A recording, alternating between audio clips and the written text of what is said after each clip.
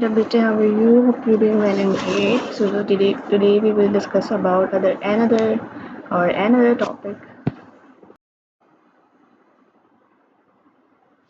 Hello, Assalamualaikum, मेरे Bete, how are you? Hope you're doing well and great. So today we will discuss about our another topic and that is all about experiments. Last class में बेटे हमने observation complete किया था जिसमें हमने covert और overt observation के बारे में भी कंप्लीट डिटेल में बात की थी, राइट? और उसके साथ साथ हमने पार्टिसिपेंट और नॉन पार्टिसिपेंट ऑब्जर्वेशन के हवाले से भी बात की थी, राइट? तो जो है आज हम एक्सपेरिमेंट्स पे बात करें। जी मेरा बेटे, तो हम बात कर रहे थे एक्सपेरिमेंट्स के टॉपिक के हवाले से कि हमने जो आज जो हमारा टॉपिक है वो एक्सपेरिमेंट्स। लास्ट में हमने observation, covert, participant, non participant observation पे बात की थी, राइट? आज हम एक्सपेरिमेंट्स पे बात करेंगे, ठीक है? बेसिकली बेटा एक्सपेरिमेंट्स जो होते हैं ये कलेक्टेड बाय रिसर्चर, मतलब कि रिसर्चर की जानिब से ही इस पर काम किया जाता है। एक्सपेरिमेंट्स जो होते हैं वो रिसर्चर की जानिब से कलेक्ट किए जाते हैं, उस पर काम किया जाता है और ये एक प्राइमरी क्वांटिटेटिव अप्रोच होती है, यानी कि एक ऐसी अप्रोच जो इंसान खुद जाके करता है और इस पे बेसिकली न्यूमेरिकली इस पे काम करता है। यानी कि अगर बेटा इसको ईजिली मैं समझाने की कोशिश करूँ एग्जांपल के थ्रू, तो प्राइमरी क्वांटिटेटिव बेसिकली जो मेरा टॉपिक है, मैंने खुद से जाके डाटा लिया, खुद से जो है मैंने अपना सैम्पल साइज़ क्रिएट किया, ठीक है? फिर मैंने वो सैम्पल साइज़ को डिफरेंट कॉलेजेस और यूनिवर्सिटीज़ में जाके पूरा किया, ठीक है? और मेरा बेसिकली क्वान्टिटेटिव रिसर्च थी, ठीक है? तो मैंने क्वान्टिटेटिव मेथड ज़्यादा यूज़ किया। और प्राइमरी मतलब खुद से जाके करना। सेकेंडरी होता है बेटा कि आपने जो है वो किसी ऑलरेडी जमा या मौजूदा जो है वो नेट के through, Wikipedia, Google scholar, Google articles के थ्रू जब आप काम करते हो जाकर, या मतलब वो काम आप अपनी रिसर्च में इंक्लूड करते हो, that is all about a secondary research. Primary research का मतलब क्या होता है? Primary research it's all about कि आपने बेसिकली खुद जाके डाटा लिया है, खुद जाके रिसर्च किया है, ओके? तो प्राइमरी मीन्स कि फर्स्ट प्रायोरिटी आपने अपने आप को दी इस अपनी रिसर्च में कि आप खुद जाके अपनी रिसर्च में, अगर आपने प्राइमरी रिसर्च की तो मतलब आपने खुद इस चीज़ को प्रायोरिटाइज किया कि आपने खुद जाके जो है उस पर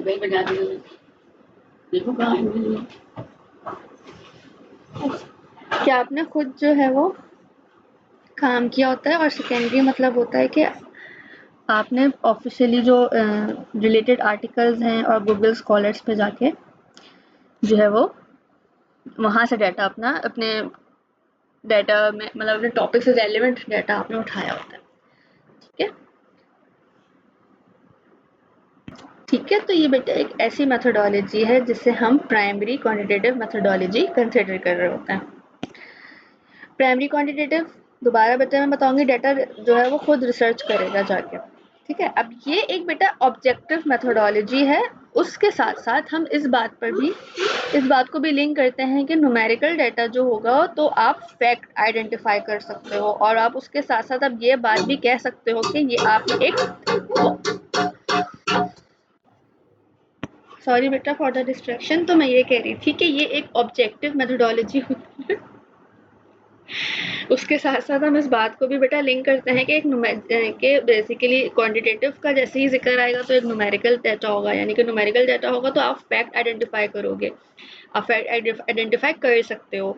और उसके साथ साथ आप ये बात भी कह सकते हो कि आपने एक पॉजिटिविस्ट अप्रोच ली है, ठीक है? हमने बेटा पहले भी ये चीज़ पढ़ी है कि जो पॉजिटिविस्ट होते हैं वो क्वांटिटेटिव रिसर्च की तरफ जाते हैं, और जो इंटरप्रेटिविस्ट होते हैं और इंटरेक्शनिस्ट होते हैं वो क्वालिटेटिव रिसर्च की तरफ जाते हैं, ठीक है? तो क्योंकि जो पॉजिटिविस्ट कहते हैं कि हमें ऐसी मेथोडोलॉजी चाहिए होती है जो कि जिसमें हम फैक्ट आइडेंटिफाई कर सकें, हम जिस प्रॉब्लम पे हम काम कर रहे हैं उस पर बेसिकली हम फैक्ट आइडेंटिफाई कर सकें, ठीक है बेटा? और इसी वजह से जो है बेटा एक्सपेरिमेंट्स को एक अहम हैसियत हासिल है इसके अंदर, क्योंकि basically experiment is all about a primary quantitative approach, it's all about primary quantitative approach. Natural sciences में भी बेटा पॉपुलर मेथोडोलॉजी जो है वो एक्सपेरिमेंट्स की है। किसकी है? नेचुरल साइंसेज में बेसिकली जो मेथोडोलॉजी है, पॉपुलर मेथोडोलॉजी है, वो एक्सपेरिमेंट्स की ही है। ये क्योंकि ये टाइम, लेकिन अब इसमें चीज़ें क्या हैं, पॉइंट्स क्या हैं, ये टाइम रिक्वायर्ड है, इसमें आपको ज़ाहिर एक्सपेरिमेंट कर रहे हो, खुद जाके कर रहे हो, क्वांटिटेटिव बेस्ड कर रहे हो, क्योंकि आपने फैक्ट आइडेंटिफाई करना है, तो टाइम भी लगेगा, कॉस्ट ज़्यादा लगेगी, ऑब्जेक्टिविटी हाई हो जाती है। क्यों? क्योंकि आपने खुद जाके उस सिचुएशन में काम किया होता है, आपने खुद जाके उस सिचुएशन को एनालाइज किया होता है एज अ रिसर्चर, तो उसमें ऑब्जेक्टिविटी हाई होने के बहुत ज़्यादा चांसेस होते हैं। रिलायबिलिटी हाई होती है। रिलायबिलिटी हाई किस सेंस में होती है बेटा? कि बेसिकली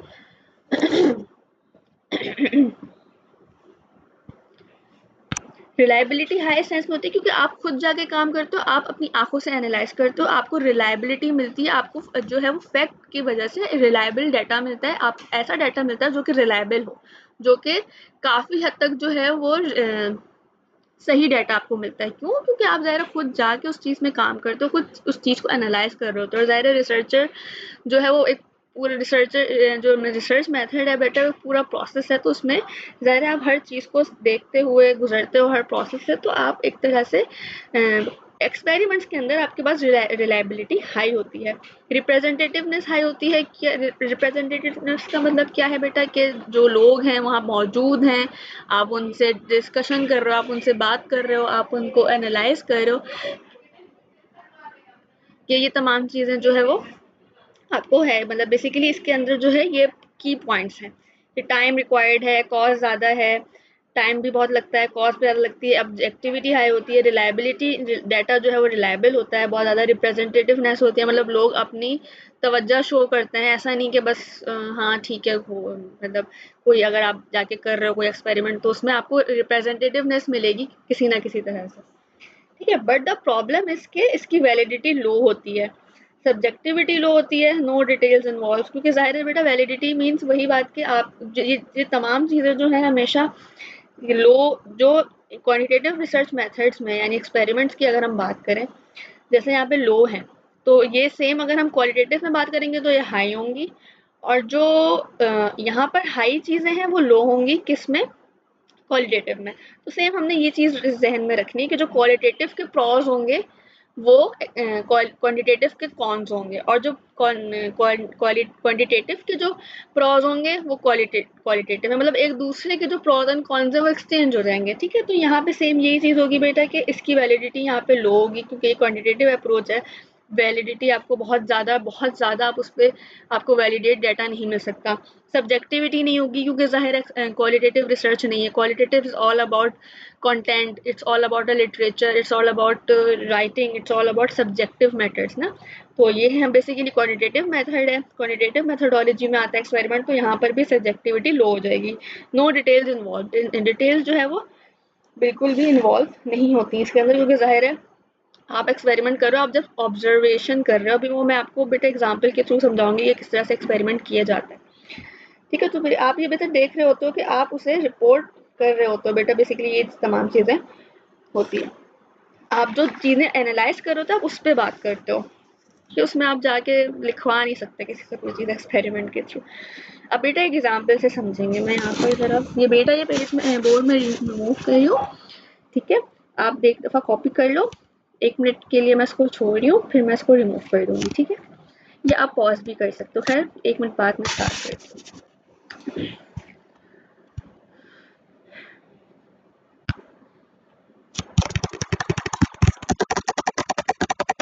आई होप मेरे बेटे कि आपने कर लिया होगा। Okay, now I am removing.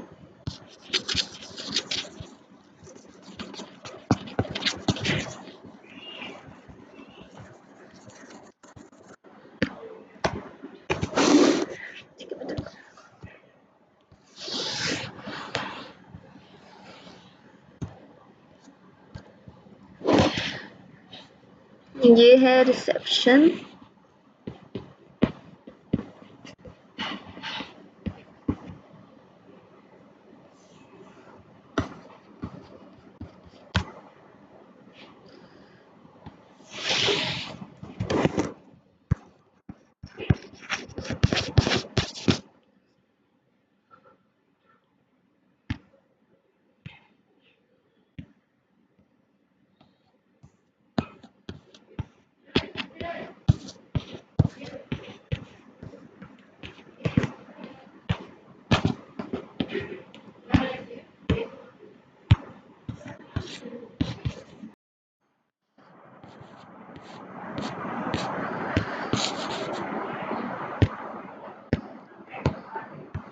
जी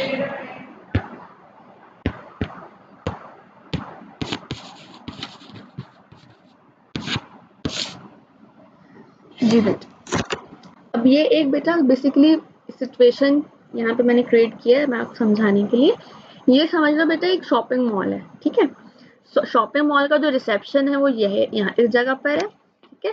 ये एग्जिट है। फर्स्ट फ्लोर पे बेसिकली ये एक फर्स्ट फ्लोर है और ये जितने भी ब्लैक आपको दिख रहे हैं ये डॉट्स वगैरह ये हैं लोग, उस मॉल में मौजूदा लोग। अब बेटा रिसेप्शन से एक अनाउंसमेंट होती है कि there is a bomb at first floor, के फर्स्ट फ्लोर पे बॉम्ब जो है वो लगा हुआ है। उनको कहीं से जो है वो पता चली ये बात, उन्होंने जो है वो अनाउंस कर दिया, ठीक है। क्योंकि जाहिर है ये तमाम चीज़ें जो है सेफ्टी, अगर आपने कोई जगह बनाई है, कोई शॉपिंग मॉल है, कोई ऑफिस है या कोई भी किसी भी तरह का रेस्टोरेंट है, जिस तरह की भी जगहें हैं, तो वहाँ की ज़ाहिर है जो मैनेजमेंट होती है उसकी ये रिस्पॉन्सिबिलिटी होती है कि वहाँ के कस्टमर्स की जो है सेफ्टी का उन्होंने 100% ख्याल रखना है। तो उन्होंने जैसे ही उन्हें पता चला, उन्होंने जो है वो रिसेप्शन से अनाउंसमेंट आ गई कि there is a bomb at first floor. तो बेटा अब दो तरह के रिएक्शंस आएंगे। एक रिएक्शन ए क्या होगा हमारे पास, कि लोग एग्जिट की तरफ भागेंगे सेम, ठीक है। जिनको अपनी जान प्यारी होगी ना बेटा, तो वो लोग एग्जिट की तरफ जाएंगे, दे विल चूज एग्जिट, ठीक है।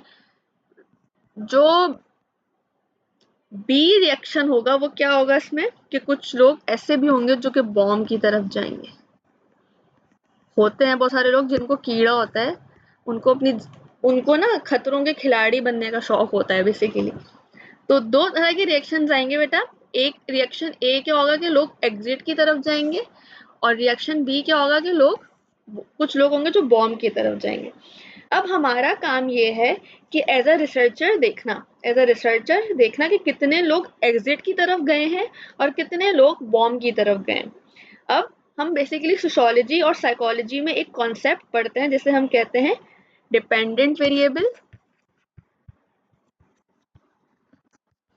और इंडिपेंडेंट वेरिएबल। ये बेटा मैं इसको ना एक सेकेंड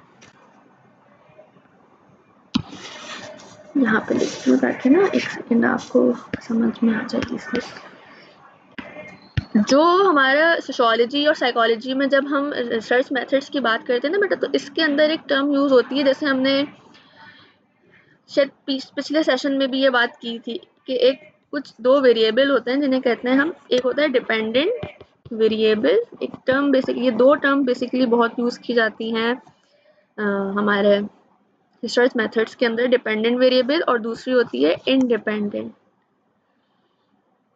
सॉरी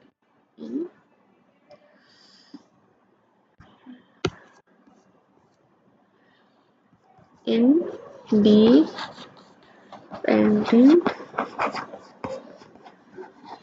वेरिएबल, ठीक है बेटे। तो अब हमें ये एनालाइज करना है कि जो इंडिपेंडेंट वेरिएबल है वो कौन सा है और डिपेंडेंट वेरिएबल कौन सा है इस सिचुएशन में। तो इस सिचुएशन में जो डिपेंडेंट वेरिएबल है वो है रिएक्शन ए और B, reaction A and B. अभी मैं समझाऊंगी बेटा कि मैं डिपेंडेंट और इंडिपेंडेंट क्यों कह रही हूँ उसको।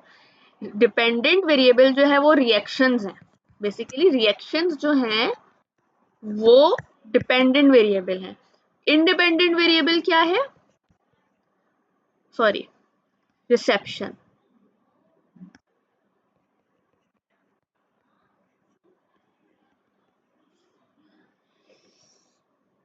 तो इंडिपेंडेंट वेरिएबल क्या है, रिसेप्शन।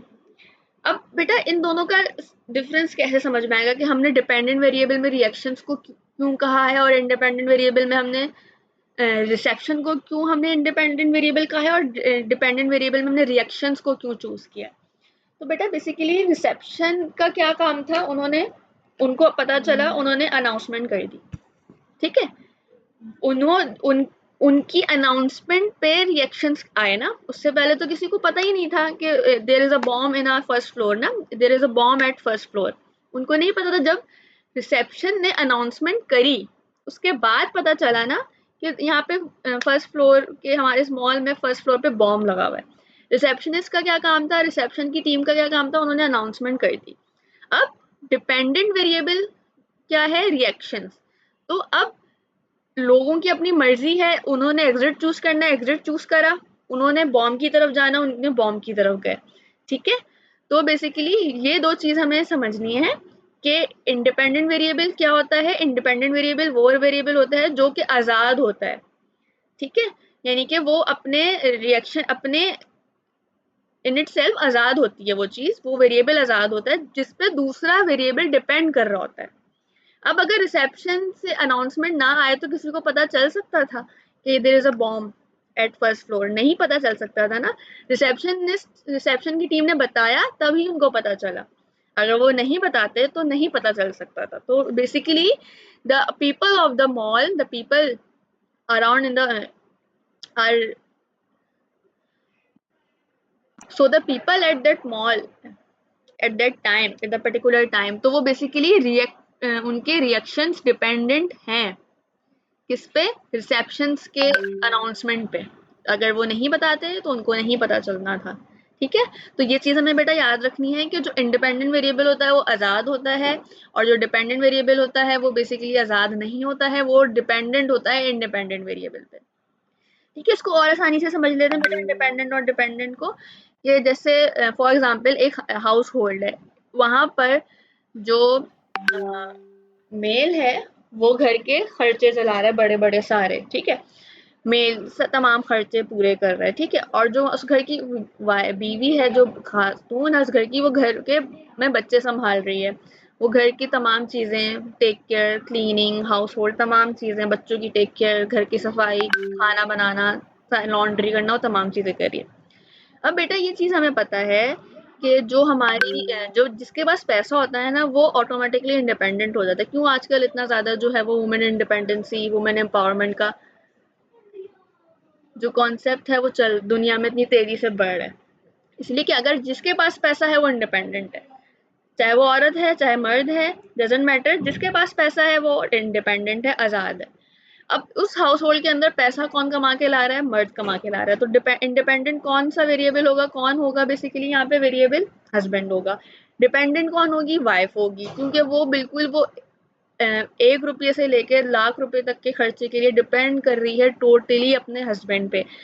घर का साबुन आना है, घर की ग्रोसरी आनी है, घर का सर्फ आना है, कपड़े आने हैं, कुछ भी आना है, वो बेसिकली हस्बैंड के पैसों से आएगा। जी बेटा, तो मैं आपसे बात कर रही थी कि अगर हमें इंडिपेंडेंट और डिपेंडेंट वेरिएबल के कॉन्सेप्ट को ईजी वे में समझना है तो हमें इस चीज़ को बस अंडरस्टैंड कर लेना है कि एक वेरिएबल जो है वो दूसरे वेरिएबल पे डिपेंडेंट है। जैसे कि हम बात कर रहे थे हाउस होल्ड की कि एक मतलब वहाँ पे एक कमाने वाला मर्द है जिसके पर पूरे घर का जो है वो पूरे घर के फाइनेंसेस की जिम्मेदारी है। ठीक है, और एक उस घर में ऐसा जिसके घर की टेक केयर करना, बच्चों को देखना, तमाम चीज़ों की जिम्मेदारी है। अब क्या हो रहा है बेटा कि ज़ाहिर है जिसके हाथ में पैसा है वो इंडिपेंडेंट है।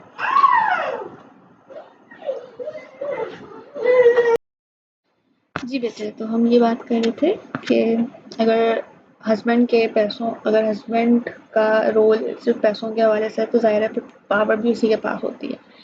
ठीक है, पावर मोस्टली उसके अंडर है।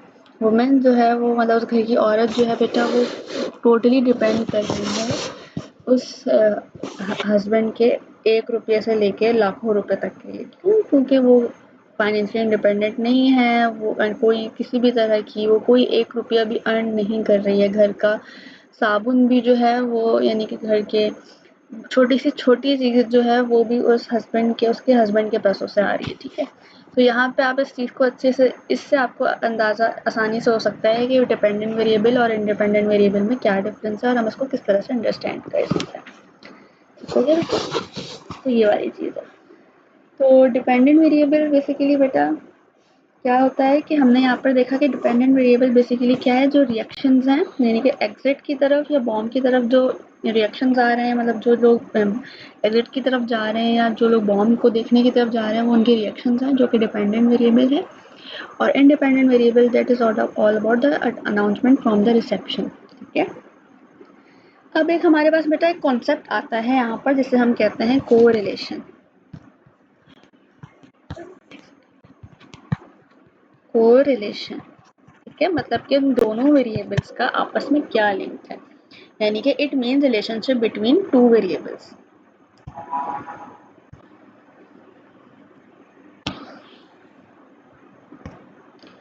रिलेशनशिप बिटवीन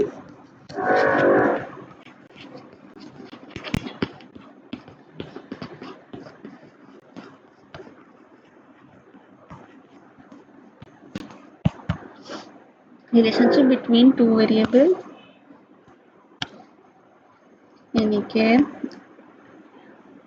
डिपेंडेंट वेरिएबल और इंडिपेंडेंट वेरिएबल का आपस में लिंक क्या है, क्या रिलेशनशिप है, इस पे हम बात करेंगे।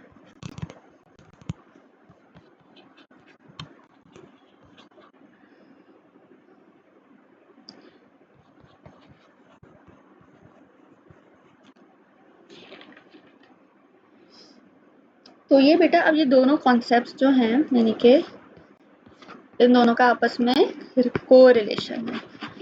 इंडिपेंडेंट और डिपेंडेंट वेरिएबल्स का आपस में कोरिलेशन होता है। ठीक है, यानी कि जो है वो रिसेप्शन से अनाउंसमेंट आई तभी लोगों ने अपना रिएक्शन शो किया। और वो रिएक्शन ए भी हो सकता है, यानी कि एग्जिट को चूज करना, और रिएक्शन बी भी हो सकता है, यानी कि बॉम्ब की तरफ जाना।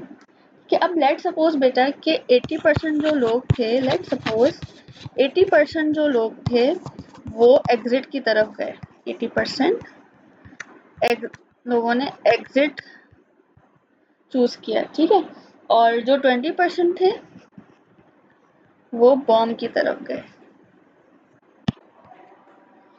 ठीक है, ये चीज हमें याद रखनी है, यानी कि 80% लोग जो समझदार लोग थे, जिनको अपनी जान प्यारी थी, जिनको अपने अपनों से, प्यारों से मोहब्बत थी, वो एग्जिट की तरफ गए। और जो जिनको तफरी सूझ रही थी, जिनको खतरों के खिलाड़ी बनना था, वो लोग 20% वोट, 20% लोग जो है वो बॉम्ब की तरफ चले गए। It means we are studying the relationship between two variables और टू और मोर वेरिएबल्स। हम बेसिकली आइडेंटिफाई करना चाह रहे हैं दोनों के बीच में रिलेशनशिप क्या है। ठीक है, यानी कि इन दोनों का, यानी कि इंडिपेंडेंट वेरिएबल और डिपेंडेंट वेरिएबल को हम बेसिकली उन दोनों के बीच का रिलेशनशिप जो है वो फाइंड आउट करना चाह रहे होते हैं, बेसिकली एक्सपेरिमेंट के कॉन्सेप्ट के अंदर। ठीक है बेटे, तो अब इसके बाद जो है हमारे पास एक कॉन्सेप्ट आता है जिसे हम कहते हैं कॉजेलिटी। यार बोर्ड जो है वो फिल हुआ जा रहा है, बट जो कॉन्सेप्ट आता है बेटा उसे हम कहते हैं कॉजेलिटी। कॉजेलिटी या कॉजेशन भी कहते हैं इसको, यानी कि अब इसमें हम कॉज और इफेक्ट जो है फाइंड आउट करते हैं। कॉजेशन यानी कॉजेलिटी, कॉजेलिटी और कॉजेशन, यानी कि इस कॉन्सेप्ट को हम बेसिकली कॉज एंड इफेक्ट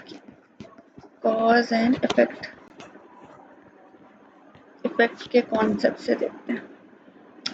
ठीक है, इट मीन्स के कॉज और इफेक्ट क्या आ रहा है, मतलब क्या चीज ऐसी हो रही है, किस वजह से हो रही है, और इसका क्या इफेक्ट आ रहा है।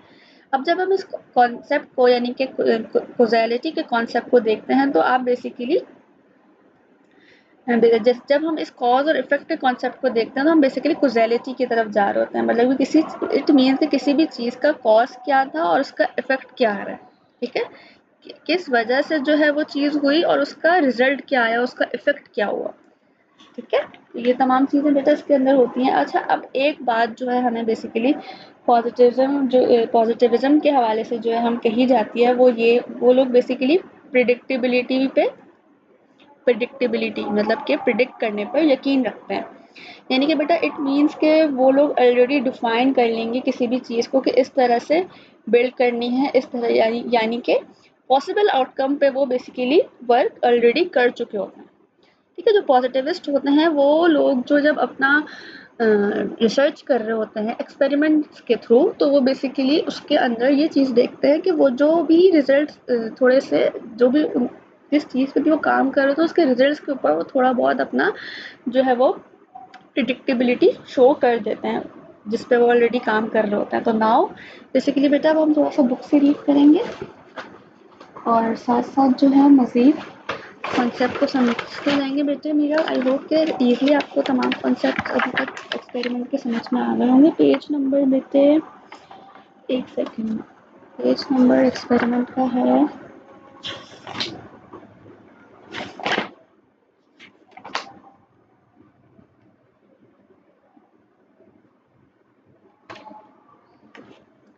Page number 50। Left hand side पे बेटा एक्सपेरिमेंट्स की ग्रीन हेडिंग मौजूद है। Experiments involve testing the relationship between different variables, things that can change under controlled conditions. The researcher changes manipulates independent variable to see whether they produce a change in dependent variable. Okay? That are not changed by the researcher. Any changes must be caused by a change in the independent variable. यानी कि बेटा experiments जो है वो किसी क्या concept देते हैं हमें कि वो बेसिकली उन रिलेशनशिप को समझने की कोशिश कर रहे होते हैं जो कि दो वेरिएबल्स के बीच में होता है, ठीक है, जो कि कभी कभार हमारी अंडर कंट्रोल कंडीशंस को चेंज भी कर सकता है। रिसर्चर जो है बेटा चेंजेस यानी कि मैनिपुलेशन का भी कॉन्सेप्ट देखते हैं कि चेंज जो रिसर्चर है वो बेसिकली इंडिपेंडेंट वेरिएबल को चेंज भी कर देता है whether they produce a change in dependent variable. अगर उसको डिपेंडेंट वेरिएबल में चेंज इंडिपेंडेंट वेरिएबल को बेसिकली वो चेंज कर सकता है, मैनिपुलेट कर सकता है अगर उसको डिपेंडेंट वेरिएबल में चेंज चाहिए। तो दैट आर बेसिकली जो कि रिसर्चर मतलब इंडिपेंडेंट वेरिएबल को वो चेंज कर सकता है डिपेंडेंट वेरिएबल को चेक करने के लिए, लेकिन डिपेंडेंट वेरिएबल जो है वो बेसिकली चेंज नहीं कर सकता रिसर्चर, सिर्फ अपना इंडिपेंडेंट वेरिएबल को वो मैनिपुलेट करके चेक कर सकता है, ठीक है। By the researcher any changes must be cause by the change in the independent variable. जो भी चेंजेस बेटा कॉज होते हैं मतलब कॉजेशन का जो कॉन्सेप्ट है कॉजेलिटी का, इसमें कॉज एंड इफेक्ट का कॉन्सेप्ट है वो इंडिपेंडेंट वेरिएबल्स होगा, मतलब के रिसर्चर्स जो हैं हमारे any changes must be cause by a change in the independent variable. जो भी चेंजेस आएंगे वो इंडिपेंडेंट वेरिएबल में आएंगे, ठीक हो गया बेटा। इसके बाद एक second,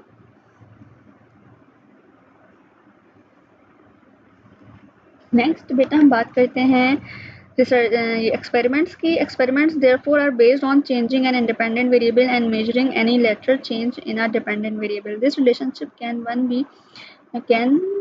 be one of two types: correlations or causation. Correlation occurs when two or more things happen at roughly the same time. These only suggest a relationship. However, because it is possible for them to occur chance. बेटा इस correlation के example, correlation को अगर समझना हो तो आप different दो वेरिएबल्स को लो और आप देखो कि उसमें क्या ये कॉज एंड इफेक्ट क्या आ रहा है, ठीक है। फॉर एग्जांपल जितनी ज़्यादा पॉवर्टी होगी उतनी ज़्यादा जो है वो एक second, higher the poverty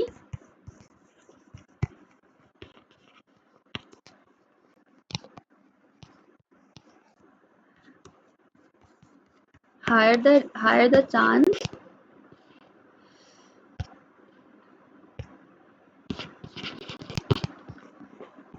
chance of increasing crime rate। जितनी ज़्यादा पॉवर्टी होगी उतने ज़्यादा बेटा क्राइम के चांसेस बढ़ जाएंगे। Higher the chance of increasing of crime rate, क्योंकि ज़ाहिर है बेटा जिस इंसान के पास जॉब नहीं होगी, नौकरी नहीं होगी, जिसको अपना घर चलाना होगा दो वक्त की एक वक्त की रोटी खिलाने के लिए, तो वो बेसिकली क्या कहते हैं पॉवर्टी की तरफ ज़ाहिर है उसके घर वालों के पास पैसा नहीं है खाने को एक वक्त की रोटी नहीं, तो फिर वो जो है जब वो सही तरीके से देखेगा कि मेरी मतलब जॉब नहीं है, मेरे पास कुछ नहीं है, तो वो फिर जो है दूसरी बुराइयों की तरफ जाएगा, मतलब दूसरे हथकंडे इस्तेमाल करने की कोशिश करेगा, वो क्राइम रेट वहाँ पे बढ़ेगा। लोग चोरियाँ करेंगे, डकैतियाँ करेंगे, फ़ोन छीनेंगे, किसी का पर्स छीन लेंगे रास्ते से, मतलब गन पॉइंट पर जो है वो मोबाइल, गाड़ी सब कुछ छीन लेंगे। तो वो इसी वजह से जो है जहाँ पे ये कॉन्सेप्ट देखा जाए, जहाँ पे जितनी ज़्यादा पॉवर्टी होती है उतने ज़्यादा वहाँ पे क्राइम रेट बढ़ता है, ठीक है। और इसमें एक और चीज़, हम एक और रिलेशन भी ये देखते हैं। अब ये जो है कि पॉवर्टी और क्राइम रेट का आपस में कोरिलेशन है, ठीक है। इन दोनों, ये डिपेंडेंट और इंडिपेंडेंट वेरिएबल्स का आपस में कोरिलेशन है। अच्छा, अब इसमें डिपेंडेंट वेरिएबल कौन सा हो सकता है मीरा, और इंडिपेंडेंट वेरिएबल कौन सा हो सकता है, आपको क्या लगता है? दिस इज इंडिपेंडेंट वेरिएबल, ठीक है, क्योंकि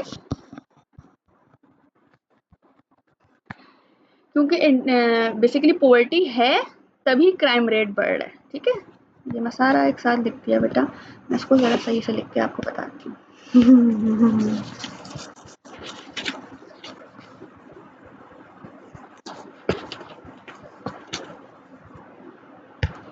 अच्छा, क्या था,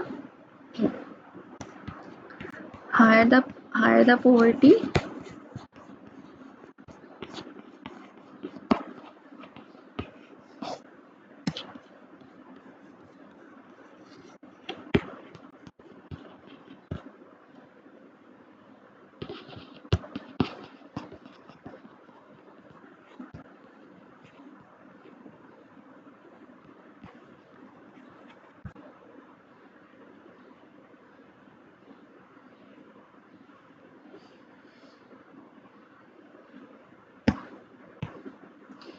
higher the poverty higher the increasing of crime rate, यानी कि जितनी ज़्यादा पॉवर्टी होगी उतनी ही ज़्यादा क्राइम रेट बढ़ेगा। अच्छा, पॉवर्टी और इन दोनों का आपस में बेटा क्या है, कोरिलेशन। अच्छा, अब इन दोनों का आपस में कोरिलेशन है वेरिएबल ए का वेरिएबल बी से, ये वेरिएबल वन है, ये वेरिएबल टू है। अब इसमें बेटा आपको इंडिपेंडेंट और डिपेंडेंट वेरिएबल कौन से लग रहे हैं? पॉवर्टी इज इंडिपेंडेंट वेरिएबल, ठीक है। इसकी वजह से जो है, अगर ये चीज़ है, एग्जिस्टेंस इसकी है, इसकी वजह से ये चीज़ हो रही है, ठीक है। एक सेकेंड, ये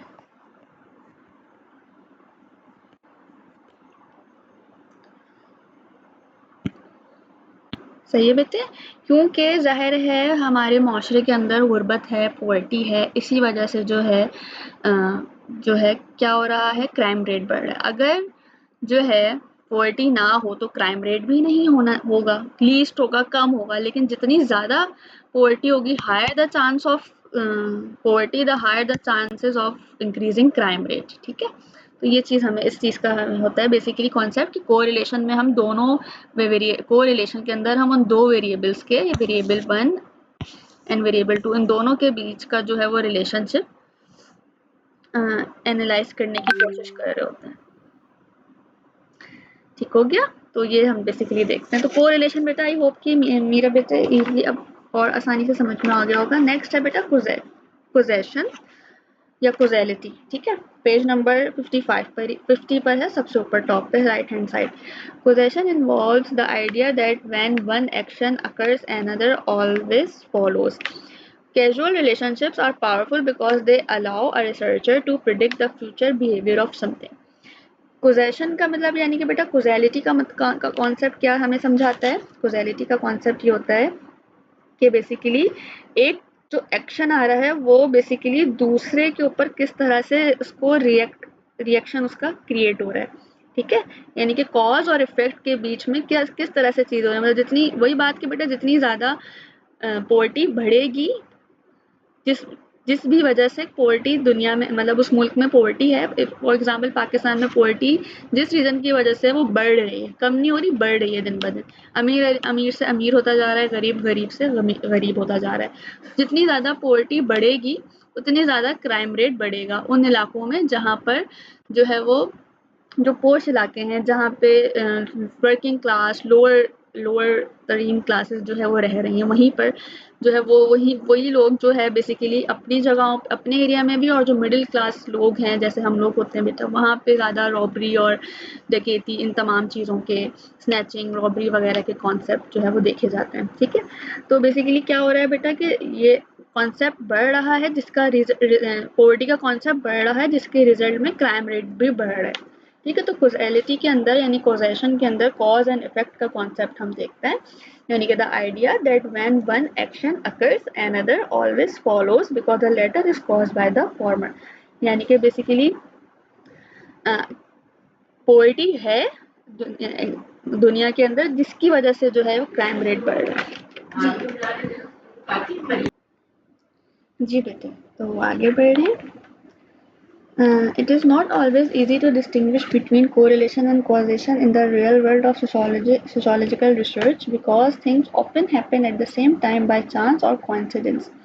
However, there are two ways to separate correlation from causality: experimental group और control group. ठीक है। अच्छा बेटा, बेसिकली होता ये है कि इतना इजी होता नहीं है कि आप बेसिकली कोरिलेशन और कॉजेलिटी के कॉन्सेप्ट को ईजिली जो है वो डिफ्रेंशिएट कर सको because in the real world of sociological research, because जो है वो चीज़ें कभी कभार एक जैसी नहीं होती। अक्सर ऐसा होता है कि आपको ऐसा लग रहा होता है कि अब ऐसा रिजल्ट आने वाला है, ऐसी चीज़ होने वाली है, लेकिन कभी कभार रिजल्ट ऐसे आते हैं जो कि बिल्कुल ही कोइंसिडेंटली चेंज हो सकते हैं। ठीक है, चेंजिंग तरह से आता है। तो there are two ways to separate correlation from causality. अच्छा बेटा, अब दो तरह के वेज होती हैं जो कि कोरिलेशन और कॉजेलिटी को दूसरे से डिफ्रेंशिएट करने में आसानी देते हैं। पहला क्या है बेटा?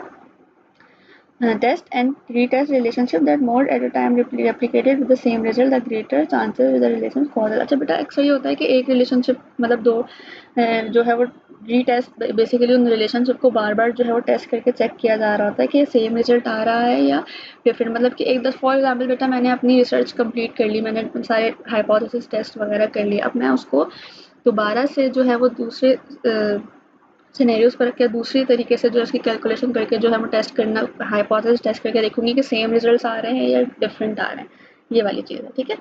Use different groups with exactly the same characteristics: experimental group whose behaviour is manipulated और control group whose behaviour is not manipulated. तो दो तरह से बेटा होते हैं। एक होता है एक्सपेरिमेंटल ग्रुप जिसमें बिहेवियर जो है वो मैनिपुलेट होता है, आप यानी कि किसी भी बिहेवियर को अपने हिसाब से मैनेज कर सकते हो, चेंज कर सकते हो। और कंट्रोल ग्रुप में ये होता है कि बिहेवियर आप मैनिपुलेट या चेंज नहीं कर सकते। Typically, laboratory experiments or field experiments. Laboratory experiments can take place in a closed environment where the conditions can be precisely monitored and controlled. That ensures that no outside or uncontrolled variables affect the relationship between the dependent and independent variable. These kinds of experiments are unusual in psychology because they involve an artificially created situation, and so it is unlikely that the findings will apply to the real world. Participants will be aware that research is taking place and this will affect how they behave. Laboratory experiments also raise ethical issues about permission consent. जी मेरा बेटे, मैं वहीं से continue कर रही हूँ। अच्छा, हम बात कर रहे थे बेटा लेबोरेटरी एक्सपेरिमेंट्स की और फील्ड एक्सपेरिमेंट्स की। पहले अच्छा इसका कॉन्सेप्ट समझ लेते हैं, फिर हम उसकी रीडिंग करके मज़ीद जो है वो कॉन्सेप्ट क्लियर करेंगे। अगर कोई चीज़ हमारी मिस हो रही है तो रीडिंग मोमेंट पे हम वो डिस्कस कर लेंगे। अच्छा बेटा, लेबोरेटरी एक्सपेरिमेंट, ये बेटा ये मैं रिमूव कर रही हूँ। ठीक है।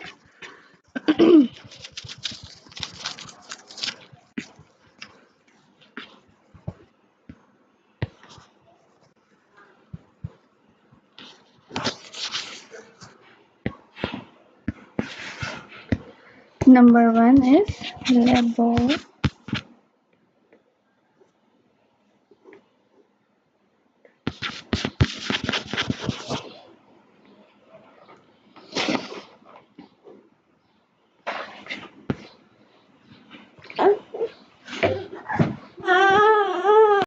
जी बेटे, तो हम बात कर रहे थे लेबोरेटरी एक्सपेरिमेंट की और दूसरा है फील्ड एक्सपेरिमेंट। कुछ वाज़ेह फ़र्क बेटा आप अंडरस्टैंड कर सकी होगी अब तक कि लेबोरेटरी एक्सपेरिमेंट वो एक्सपेरिमेंट्स होते हैं बेटा जो कि हम किसी भी लैब के अंदर करते हैं। ठीक है। यानी कि हम कभी भी अगर रिसर्च कंट्रोल इन्वायरमेंट में बेसिकली कि लाइक अगर बेसिकली जो लेबोरेटरी एक्सपेरिमेंट का कॉन्सेप्ट है is related to take place in close environment. क्या है बेटा? Take place in close environment. कि यानी कि एक लैब के अंदर किसी बंद जगह पर, एक ऐसी जगह जहाँ पर आप एक 4 कमरे के अंदर जो है बेसिकली 4 दीवारी के अंदर बेसिकली जो एक बॉक्स के अंदर आप बेसिकली इसको एक्सपेरिमेंट कर रहे हो। तो हम कभी भी अगर रिसर्च कंट्रोल एनवायरनमेंट में बेसिकली करेंगे तो हम कहेंगे कि ये एक लेबोरेटरी एक्सपेरिमेंट है, जिसे हम बेसिकली कहते हैं कि close environment, any experiments take place in close environment. ठीक है, यानी कि आप हर चीज़ को बहुत ही कंट्रोल्ड वे में डेवलप कर रहे होते हो। लेबोरेटरी एक्सपेरिमेंट्स में बेटा अगर आप विद कंसेंट और विद परमिशन करोगे तो वो फिजिकल और साइकोलॉजिकल एब्यूज हो सकता है, क्योंकि बेटा इसकी बेसिकली लेबोरेटरी एक्सपेरिमेंट्स का कॉन्सेप्ट ये है बेटा कि मोस्टली जो है ये थोड़ा सा हमारी नेचुरल साइंसेस से रेलेवेंट होता है। ये थोड़ा नेचुरल साइंसेस के जो सब्जेक्ट्स हैं हमारे like zoology, botany, physics, chemistry, biology, इस तरह की जो एक्सपेरिमेंट्स होते हैं, लैब एक्सपेरिमेंट्स, वो एक जगह पे पर्टिकुलर प्लेस पे जो है वो एक क्लोज एनवायरनमेंट के अंदर उस पर काम किया जाता है। ठीक है, तो ये इस तरह से जो है हम इसको समझ सकते हैं कि अगर आप बेसिकली लेबोरेटरी एक्सपेरिमेंट के अंदर देखा जाए कि अगर आप कंसेंट और परमिशन का कॉन्सेप्ट अगर देखते हो तो यहाँ पे आपको फिजिकल और साइकोलॉजिकल अब्यूज भी का कॉन्सेप्ट आ सकता है। यानी कि हम इसको इस तरह से भी समझ सकते हैं कि यहाँ पे कुछ डिफरेंट बायसनेस का चांस हो सकता है, मतलब प्रॉब्लम थोड़ी हो सकती है laboratory experiments. Another experiment is about field experiment। ठीक है, तो इसका क्या कॉन्सेप्ट है? Not conducted in close environment, not conducted in close environment. ठीक है, तो फील्ड एक्सपेरिमेंट एक नेचुरल सेटिंग्स में किया जाता है बेटा, यानी कि जो नेचुरल हमारा जो नेचर से रेलिवेंट हमारी जो चीज़ें हैं ना, वहाँ पे जाके ज़्यादातर इसको ओपन इन्वायरमेंट में इस पर जो है रिसर्च की जाती है। यानी कि जो हम जैसे लोग होते हैं ना, सोशोलॉजिस्ट, साइकोलॉजिस्ट, वो फील्ड एक्सपेरिमेंट से रिलेट करते हैं। और जितने भी लाइक फिजिशियन, केमिस्ट, ये तमाम जो लोग होते हैं जो जूलॉजी, बॉटनी वगैरह पढ़ होते हैं, जो नेचुरल साइंसेस पढ़ होते हैं, उनका ताल्लुक लेबोरेटरी एक्सपेरिमेंट से ज़्यादा होता है और हमारा ताल्लुक फील्ड एक्सपेरिमेंट से ज़्यादा होता है। ठीक हो गया बेटे, तो इस तरह का कॉन्सेप्ट हम देखते हैं। तो ये बेटा बेसिकली जो फील्ड एक्सपेरिमेंट है ये को रिलेशन ज़्यादा डेवलप कर रहे होते हैं। ठीक है, यानी कि कोजेशन और कोजेलिटी का कॉन्सेप्ट जो है ये दे रहे होते हैं, बिकॉज एक टाइम पे बहुत सारी चीज़ें जो है वो हो रही होती हैं। ठीक है, और जो बेटा एक चीज़ मैं आपको ये बताऊं कि जो फील्ड एक्सपेरिमेंट्स हैं वो एंथ्रोपोलॉजी, आप बेसिकली एंथ्रोपोलॉजी एक हमारी सोशोलॉजी में ये एक टर्म होती है बेसिकली, जिसकी अलग से पूरी पढ़ाई होती है। तो वो बेसिकली एंथ्रोपोलॉजिस्ट वगैरह होते हैं जो कि नेचर को जाके अंडरस्टैंड करते हैं, महीनों सालों जो है वो एक पर्टिकुलर जगह पे जाके। तो बेटा बेसिकली जो एंथ्रोपोलॉजिस्ट होते हैं वो बेसिकली नेचर को अंडरस्टैंड करने के लिए उस जगह पर जाके सालों, महीनों, सालों लगाते हैं किसी पर्टिकुलर एक किसी चीज़ का कोई डाटा लेने के लिए, किसी एक कॉन्सेप्ट को समझने के लिए, इंसान जानवरों की नेचर को समझने के लिए उनके साथ टाइम स्पेंड करते हैं। जंगलात, नेचर से रेलिवेंट जो लोग होते हैं उनकी नेचर को अंडरस्टैंड करने के लिए वहाँ पर वो जाकर रहते हैं और उनकी नेचर को अंडरस्टैंड करते हैं। तो basically it's all about a field experiments. Okay, तो ये बेसिकली बेटा को रिलेशन ज़्यादा डेवलप करते हैं, कोजेलिटी का कॉन्सेप्ट देते हैं, बिकॉज एक टाइम पे बहुत सारी चीज़ें जो है वो हो रही होती हैं। ठीक है, किसी क्वेश्चन के बेसिकली आंसर को बेटा आंसर करने के लिए किसी चीज़ को डेवलप किया जाता है। मतलब अगर हमें कोई चीज़, जैसे वही बात आ गई बेटा कि जितनी ज़्यादा पॉवर्टी होगी उतना ज़्यादा जो है वो क्या कहते हैं क्राइम रेट बढ़ेगा। मतलब हमें किसी चीज़ को आंसर करने के लिए कोई चीज़ डेवलप भी करनी है ना।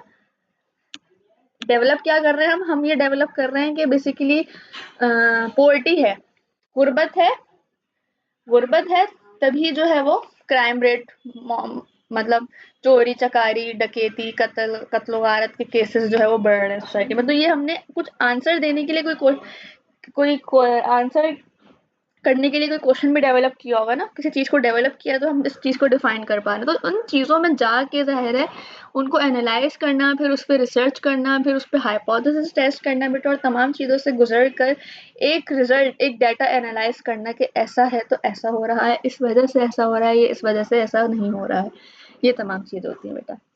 ठीक है, अच्छा बेटा अब एक और चीज़ आ जाती है, जैसे कि बेटा एक मैंने ये एग्जाम्पल समझाई, एक मैं और एग्जाम्पल आपको समझाती हूँ।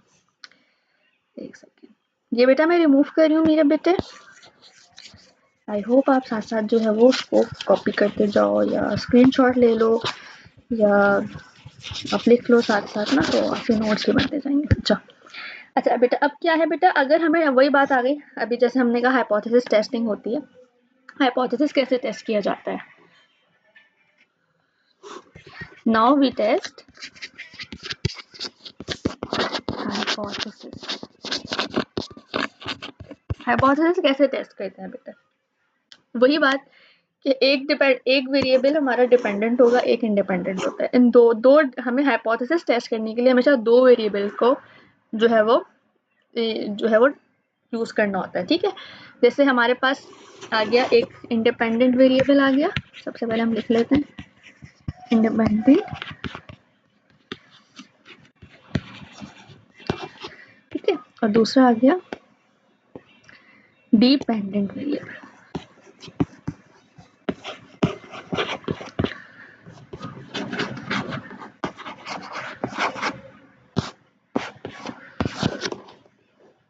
ठीक है बेटा, फॉर एग्जाम्पल जो है हमने ये कहा कि टीचर्स की एक्सपेक्टेशंस हैं, टीचर्स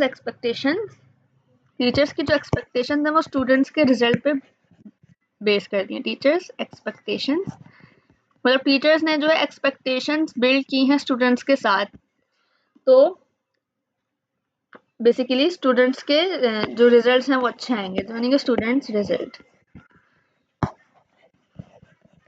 अब बेटा सेम वही बात आ गई, एक जो है वेरिएबल वो इंडिपेंडेंट है, एक डिपेंडेंट है।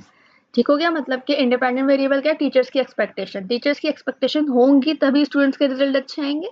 ठीक है, तो जितनी ज़्यादा अच्छा टीचर्स एक्सपेक्ट करेंगी बच्चों से, शायद उतना ज़्यादा जो है वो अच्छे रिजल्ट लाएंगे। अच्छा, सिर्फ टीचर एक्सपेक्ट नहीं कर सकते, टीचर्स मेहनत करेंगे ना। डायरेक्ट टीचर मेहनत कर रहा है, फुल टाइम आपको दे रहा है, आपको नोट्स प्रोवाइड कर रहा है, आपके टेस्ट ले रहा है, आपके मंथली टेस्ट ले रहा है, आपके मॉक्स ले रहा है, हर चीज़ ले रहा है। ठीक है, उसके बाद वो एक्सपेक्ट करेगा कि मेरे स्टूडेंट्स का रिजल्ट अच्छा आएगा। तो जितनी अच्छी तैयारी की जाएगी, जितना अच्छा पढ़ाया जाएगा और जितना अच्छा फिर एक्सपेक्ट किया जाएगा, उतने ही अच्छे स्टूडेंट्स के रिजल्ट आएंगे। ठीक है, तो यहाँ पे क्या आ गया बेटा, ये बेसिकली हमारा कॉज हो जाएगा और ये इफेक्ट हो जाएगा। क्यों? क्योंकि देखो टीचर्स की एक्सपेक्टेशंस की वजह से इफेक्ट क्या आ रहा है बेटा, कि स्टूडेंट्स का रिजल्ट अच्छा आ रहा है। टीचर्स एक्सपेक्ट कर रही हैं, क्यों कर रही हैं? क्योंकि वो बहुत मेहनत कर रही है अपने स्टूडेंट्स के ऊपर। ठीक है, तो वो इसलिए एक्सपेक्ट कर सकती हैं। जो टीचर नहीं पढ़ा रहे वो एक्सपेक्ट नहीं करेंगे, राइट। लेकिन जो टीचर्स अपने बच्चों पे फुल टाइम मेहनत कर रहे हैं वो ये बिल्कुल एक्सपेक्ट करेंगे कि उनके बच्चों के रिजल्ट अच्छे आएंगे। ठीक है, तो ये कॉज हो गया कि टीचर्स की एक्सपेक्टेशंस की वजह से क्या हुआ, स्टूडेंट्स के रिजल्ट अच्छे आए। असर, इस वजह से टीचर्स की एक्सपेक्टेशंस की वजह से ये असर हुआ कि स्टूडेंट्स के रिजल्ट, ये वाली चीज मेरा बेटा आई होप कि आपको समझ आई होगी। ठीक है, तो यही चीज होती है कि हमें कोई आंसर यानी कि हमें कोई किसी क्वेश्चन के आंसर करने के लिए उस चीज को डेवलप करना होता है। मतलब क्वेश्चन आंसर्स की दोनों की अपनी अपनी वर्थ होती है कि लाइक आप उस चीज को ये देखो कि अगर टीचर एक्सपेक्ट करेंगी तो अच्छा रिजल्ट आएगा, और टीचर एक्सपेक्ट नहीं करेंगी, मेहनत नहीं करेंगे तो अच्छे रिजल्ट नहीं आ सकते। ठीक है, तो दोनों का आपस में लिंक बहुत स्ट्रांग होना चाहिए। जो आप बेसिकली वेरिएबल चूज कर रहे हो अपने हाइपोथेसिस टेस्ट करने के लिए, वो वेरिएबल्स का लिंक करना बहुत जरूरी है। ठीक है, टीचर्स एक्सपेक्ट कर रही हैं तो स्टूडेंट्स के रिजल्ट अच्छे आ रहे हैं। ठीक है, तो ये चीजें आपस में बहुत इंपॉर्टेंट रोल प्ले करती हैं कि आपका जो इंडिपेंडेंट वेरिएबल है और जो डिपेंडेंट वेरिएबल है वो आपस में किस तरह से लिंक कर रहा है। ऐसा थोड़ी कि आप कुछ भी उठा के डाल दो, आपने उन दोनों वेरिएबल्स को जो है वो देखना है कि वो आपस में लिंक कर रहे हैं, उनका आपस में को रिलेशन है। यानी कि जो जितने भी हमारे वेरिएबल्स हैं वो उनको हम अगर टेस्ट करें हाइपोथेसिस में, तो इंडिपेंडेंट वेरिएबल और डिपेंडेंट वेरिएबल का आपस में लिंक है, ये वाली चीज। अच्छा बेटा, मैं आपको ना थोड़ा सा इसको अपने थीसिस के तरीके से भी समझाने की कोशिश करती हूँ। आई होप मेरा बेटा यहाँ तक समझ में आया होगा। एक चीज मैं तरीके से समझाने की कोशिश करती हूँ, शायद उससे और आसानी हो जाए आपको ना, तो फील्ड एक्सपेरिमेंट का कॉन्सेप्ट और अच्छा हो जाएगा आपका। ठीक है, मैं आपको बताऊँ, जैसे कि बेटा मेरा टॉपिक क्या था, मेरा टॉपिक था work life balance of married working women, ये मेरा टॉपिक था। ठीक है, अब मेरे टॉपिक के अंदर बेटा मुझे जो डाटा लेना है वो मैरिड वर्किंग वुमेन से लेना है। एक तो वुमेन से लेना है और स्पेशली जो कि मैरिड हो और वो वुमेन जो कि बाहर जाके काम करती हो। ठीक है, तो ये मेरे उसकी क्या कहते हैं, ये है कहाँ गया, किधर चला गया, problems of work life balance of married working woman, यानी कि मुझे बेसिकली उन खवातीन के जो कि शादीशुदा हैं और साथ साथ घर के साथ साथ वो हाउस वाइफ होने के साथ साथ वो वर्किंग वुमेन्स में, तो उनकी ज़िंदगी में जो वो वर्क लाइफ को किस तरह से बैलेंस कर रही हैं, मतलब प्रोफेशनल लाइफ को और पर्सनल लाइफ को किस तरह से बैलेंस कर रही हैं, और उस बैलेंस करने के चक्कर में मतलब उस प्रोसेस में उनको क्या प्रॉब्लम्स फेस करनी पड़ी, ये बेसिकली मेरा जो है वो टॉपिक था कि मैं वो प्रॉब्लम्स बेसिकली चेक करना चाह रही थी कि क्या प्रॉब्लम्स फेस करनी पड़ रही हैं उन मैरिड वर्किंग वुमेन्स को जो कि घर भी संभाल रही हैं और बाहर भी जाके काम कर रही हैं। अच्छा बेटा, अभी आपको पता है कि बहुत बड़ा जो है हमारी, अगर हम पाकिस्तान कराची की बात करें तो हर तरह का आपको मिलेगा ना, मतलब आपको एंटरप्रेन्योर्स भी मिलेंगी, आपको वर्किंग वुमेन्स में एंटरप्रेन्योर्स मिलेंगी, लेक्चरर्स मिलेंगी, डॉक्टर्स मिलेंगी। प्रोफेशंस की अगर हम बात करें, प्रोफेशन के अंदर आपको बहुत सारे लोग मिलेंगे, नर्सेज मिलेंगी, डॉक्टर्स मिलेंगी, गायनीज मिलेंगी। अगर आप हॉस्पिटल्स भी चले जाओ तो आपको वहाँ भी डिफरेंट खवातीन मिलेंगी, डिफरेंट स्पेशलाइजेशन की। कोई गायनीज होंगी, कोई न्यूरोलॉजिस्ट होंगी, कोई जो है वो जर्नल सर्जन होंगी, कुछ डेंटिस्ट होंगी। तो एक हॉस्पिटल के अंदर डिफरेंट होते हैं ना कि अमले होते हैं, कैटेगरीज होती हैं, जिसको जो प्रॉब्लम होता है वो अपने वहीं जाता है, उस डॉक्टर के पास जाता है। तो इसी तरह स्कूल में भी अगर हम स्कूल्स में टीचर्स होती हैं, कॉलेज में लेक्चरर्स और प्रोफेशनल टीचर्स होती हैं, यूनिवर्सिटी में भी हमारे पास असिस्टेंट विजिटिंग फैकल्टी अलग होती है, विजिटिंग मेंबर्स अलग होते हैं, फैकल्टी मेंबर्स अलग होते हैं। ठीक है, फिर जो हमारे चेयरपर्सन और वो तमाम टीचर्स होते हैं, जो लेक्चरर्स और फैकल्टी मेंबर्स होते हैं। तो हर जगह पे बेटा एक कैटेगरी है। अब हम हर तरह से हम मुझे बेसिकली उन वर्किंग वुमेन्स का देखना था जो कि बेसिकली टीचर्स हैं, मतलब जो लेक्चरर्स हैं स्कूल कॉलेजेस में, और स्कूल वो कॉलेजेस और यूनिवर्सिटी के जो लेक्चरर्स हैं, मुझे उनका देखना था कि बेसिकली कि उनको क्या प्रॉब्लम्स फेस करनी पड़ी हैं। अब मैं पूरे मेरा जो यूनिवर्स है, यानी कि जो पॉपुलेशन है, मेरी यूनिवर्स पॉपुलेशन, वो बेसिकली कॉलेजेस और यूनिवर्सिटी की लेक्चरर टीचर्स जो होती हैं ना, उनसे लेना था, उनका देखना था मुझे। या तो मैं डॉक्टर हॉस्पिटल्स चूज करती, या मैं schools and colleges and university, या मैं स्कूल चूज करती, या मैं कॉलेजेस, या मैं यूनिवर्सिटी, या कॉलेजेस और यूनिवर्सिटी दोनों, क्योंकि वहाँ एमफिल और पीएचडी आपको मिल जाते हैं आराम से, कॉलेजेस में भी मिल जाते हैं, यूनिवर्सिटी में तो होते ही हैं। और भी बहुत सारी ऐसे एंटरप्रेन्योर्स हैं, फिर जो है वो ऑनलाइन फ्रीलांसिंग कर रही हैं जॉब्स, बहुत सारी लोग लड़कियां हैं जो कि सेल्स में होती हैं डिफरेंट। तो मुझे बेसिकली, क्योंकि मैं ज़ाहिर टीचर हूँ, मैं खुद भी एक ऑनलाइन टीचर हूँ, मैं तमाम उन चीज़ों से गुजर रही हूँ, तो इसलिए मैंने सोचा कि मैं टीचर्स का ही देखती हूँ कि मुझे बेसिकली टीचर्स के साथ वो किस तरह से मैनेज करें, उनको क्या प्रॉब्लम्स फेस करने पड़ रहे हैं। तो मैंने क्या किया बेटा कि मैंने जो है सबसे पहले मैंने ये एनालाइज कर लिया कि मुझे डाटा लेना कहाँ से। उसके बाद मैंने वेरिएबल्स बनाए, मैंने अपने टॉपिक के वेरिएबल्स निकाले। ठीक है, इधर दिखाइए, ये लीजिए, मैंने अपने टॉपिक के वेरिएबल्स निकाल लिए। अब वेरिएबल्स क्या होंगे मेरे टॉपिक के बेटे, मैं आपको दिखाती हूँ। वेरिएबल्स होंगे, अच्छा पहले हम इंडिपेंडेंट और डिपेंडेंट अलग अलग कर लेते हैं ताकि आसानी हो। ये इंडिपेंडेंट, कुछ इंडिपेंडेंट वेरिएबल्स होते हैं बेटा,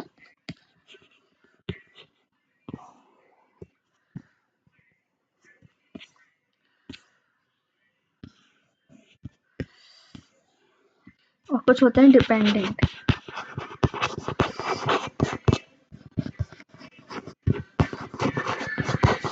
ठीक है, अच्छा सबसे पहले हम ले लेते हैं इंडिपेंडेंट वेरिएबल्स। इंडिपेंडेंट वेरिएबल्स क्या हो सकते हैं बेटा,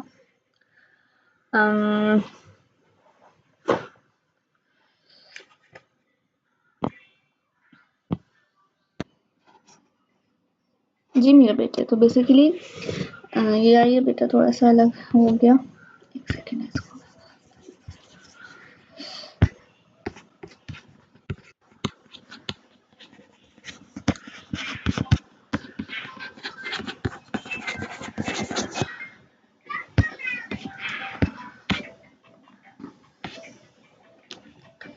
अच्छा, तो सबसे पहले बेटा इंडिपेंडेंट वेरिएबल्स हम देखते हैं। इंडिपेंडेंट वेरिएबल में हमारे पास आ जा सकता है वर्कलोड,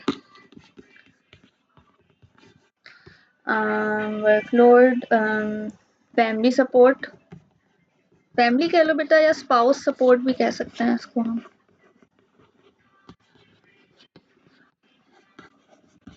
अभी हम उसको ऐसे कंसिडर कर सकते हैं।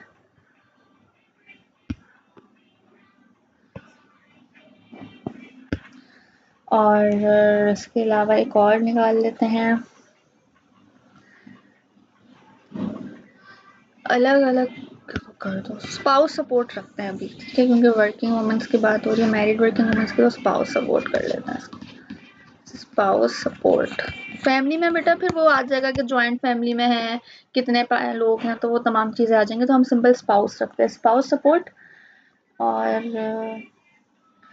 Job effort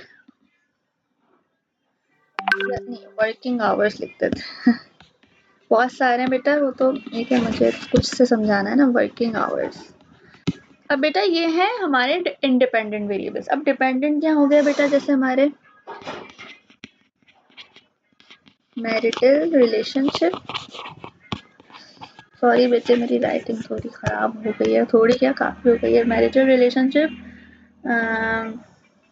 domestic activities,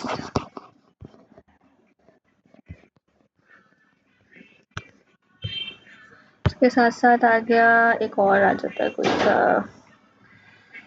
financial satisfaction, financial,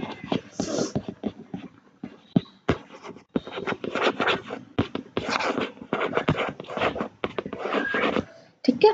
अब ये बेटा हमारे पास तीन ही, वैसे तो काफ़ी हैं, लेकिन अभी मैंने सिर्फ समझाने के लिए मैंने यहाँ पे तीन इंडिपेंडेंट वेरिएबल लिए हैं और तीन ही डिपेंडेंट वेरिएबल्स लिए हैं। इंडिपेंडेंट वेरिएबल क्या है, वर्कलोड, सबसे पहले वर्कलोड, स्पाउस सपोर्ट और वर्किंग आवर्स। डिपेंडेंट वेरिएबल क्या है, marital relationship, domestic activity, financial satisfaction. अब बेटा क्या है, मैंने बेसिकली क्या किया, मैंने जब अपना क्वेश्चनर बनाया ना, मैंने, तो बेसिकली मैंने अपने स्केलिंग वगैरह करी मैंने अपने, आई थिंक सो बेटा स्केलिंग क्वेश्चनर देखे हो जिसके अंदर आपके पास स्टेटमेंट लिखी हुई होती है और आपको 1 से लेके 5 तक की वो ऑप्शन दी हुई होती है, strongly disagree, neutral, agree, strongly agree, वो वाली। तो वो बेसिकली मैंने स्केलिंग यूज की अपने क्वेश्चनर के अंदर। मैंने कुछ डेमोग्राफिक क्वेश्चंस पूछे, उसके बाद मैंने इन तमाम इंडिपेंडेंट और डिपेंडेंट वेरिएबल्स की स्केल्स बना ली, तमाम की, ठीक है। मैंने क्या बनाई, मैंने वर्कलोड की स्केल बनाई, ठीक है। उसके बाद मैंने एक स्पाउस सपोर्ट की स्केल, मैंने वर्कलोड की स्केल बनी बेटा, जिसके अंदर मैंने 5-6 स्टेटमेंट्स रखी। बेटा मैं आपको ना एक दफ़ा दिखाती हूँ, मैं चाह रही हूँ बेटा ये आपका कॉन्सेप्ट ना क्लियर हो जाए अच्छे से, और अगर हम आगे भी ज़ाहिर हम हाइपोथेसिस के बारे में बात करेंगे तो आपको ऑलरेडी थोड़ा सा अंदाजा होगा। 1 मिनट देना बेटा मुझे, मैं अपना ज़रा थीसिस ओपन कर लूँ।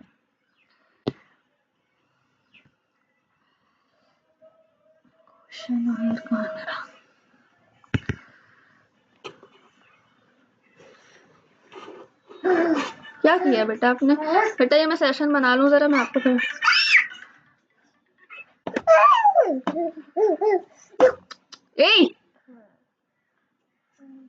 और कहाँ घुमाए नो नानो का बैल, चलो ज़रा ढूंढो मेरे साथ, तुम्हारा इलाज कर दूंगी मैं, सीधा कर दो, हो जाओ बिल्कुल, ज़रा इधर दो, फिर लेके जाओ उधर अपना फोन।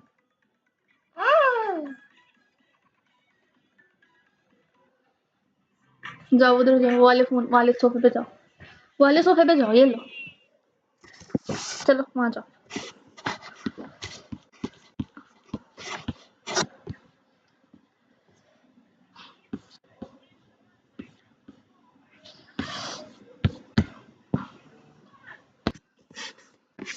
जी मेरा बेटा, तो बेटा बेसिकली ये मेरा क्वेश्चन आया है जिसके अंदर कुछ डेमोग्राफिक क्वेश्चन होते हैं बेटा, ये इंपॉर्टेंट होते हैं पूछने के ऐसे, क्योंकि जाहिर है आप जब भी किसी इंसान से डाटा ले रहे होते हो तो जब जो भी आपका टॉपिक होता है उससे रेलिवेंट आपको कुछ सवाल पूछने ज़रूरी होते हैं। अब जैसे बेटा मैंने बेसिकली चूज़ किया था कि मुझे लेक्चरार्स और जो है वो हाईली क्वालिफाइड टीचर से ही डाटा लेना, तो ज़ाहिर है हर टीचर तो एमफिल नहीं होगा, कोई पीएचडी होगा, कोई एमफिल होगा, कोई पोस्ट डॉक्टरेट पर होगा, तो इसी वजह से जो है ये तमाम क्वेश्चंस जो हैं वो डेमोग्राफिक ज़रूरी होता है, number of family members, number of children, किसी के 1 बच्चे होंगे, किसी के 3 होंगे, किसी के 4 से ज़्यादा होंगे, तो ये सब चीज़ें मैटर करती हैं। हर इंसान का अलग डाटा निकलता है, अलग डाटा निकल के आता है, तो इसीलिए ये सबसे ये इक्वली ये सवालात पूछने ज़रूरी होते हैं।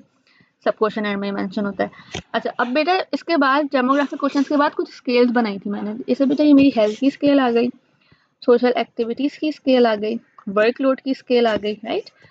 डोमेस्टिक रूटीन एक्टिविटी की आ गई स्केल, मैरिटल सेटिस्फेक्शन की आ गई, फाइनेंशियल सेटिस्फेक्शन की आ गई, जॉब प्रमोशन की आ गई, स्पाउस पार्टनर स्केल आ गया। ठीक है, ये टोटल मैंने आई थिंक 8 स्केल्स थी मेरी। अब इसमें से जैसे बेटा हमने क्या देखा था, वर्कलोड इंडिपेंडेंट वेरिएबल में workload, spouse support, working hours, ठीक है, इस तरह की थी।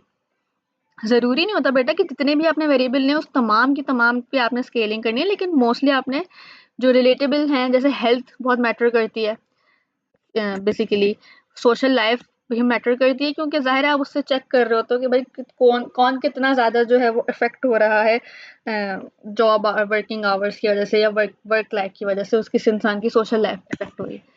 तो इस तरह से। अच्छा बेटा, हमने बेसिकली वर्कलोड की स्केल ली, ठीक है। वर्कलोड की स्केल में मैंने डिफरेंट स्टेटमेंट रखी है। अब जो इंसान पहली स्टेटमेंट से डिसएग्री करेगा वो डिसएग्री पे टिक कर दिया, ये कर दिया, वो कर दिया। इस तरह से ये मेरी 4 स्टेटमेंट्स हैं, ठीक है। इसी तरह डोमेस्टिक रूटीन एक्टिविटी भी आ गया, ठीक है। ये आ गया हमारा इंडिपेंडेंट वेरिएबल से हमने लिया ये डोमेस्टिक एक्टिविटी। ये भी 4 स्टेटमेंट्स में आपने टिक मार्क करना है। इस तमाम जितने भी वेरिएबल्स हैं बेटा उनकी कुछ स्केल्स हैं मेरे पास, ठीक है बेटा। अब ये मैंने डाटा वगैरह सब ले लिया। अब क्या करना है बेटा, मुझे बेसिकली हाइपोथेसिस टेस्ट करना है। मुझे क्या करना है, हाइपोथेसिस टेस्ट करना है। वो कैसे होगा बेटा, अब मैं कोई भी दो वेरिएबल्स, एक इंडिपेंडेंट वेरिएबल होगा, दूसरा डिपेंडेंट वेरिएबल होगा।